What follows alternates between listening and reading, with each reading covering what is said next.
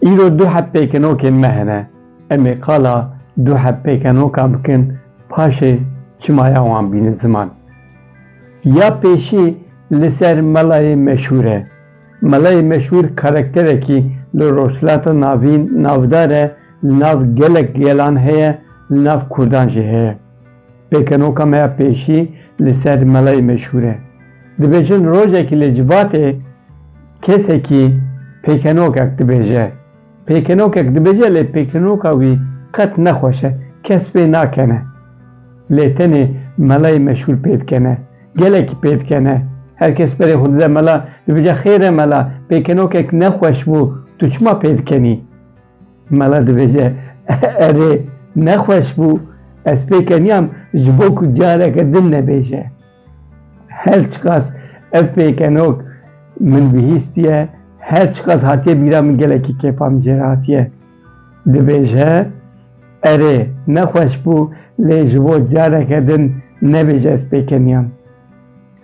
پیکنوکا میا دودویان یعنی چیروکا میا دودویان لسر زلامکی دنه دبیجه زلامکی روزکی دیچه گندکی وی چاقه عجمت گرتیه هنکی و ساره دما دیگیجه گند کوچک دعوتن بر بوی و باز ددن او جی دخوازه دست باویجه کوره کی لوان خواه دست باویجه کوره کور جمت گرتیه رانابه جعده بلنابه دبیجه چه تشتکی عجیبه لبی گندی کوچک بردانه کبر گریدانه اف هر دو پیکنوک مجبه پرتوکه هل بجارتن ایرو مجارا me پرتوکا عبدالله Öngüllü Şerviye ev pırtuk jüveşanın ariyen derketiye divi pırtukide gelek pekenov hic u yari hene Abdullah Öngüllü Şervi ev dane hev u dve pırtukede bici kirne ev düdüye ku me xwendin jî ji vê pirtûkê wekî van gelekî pêkenok hîc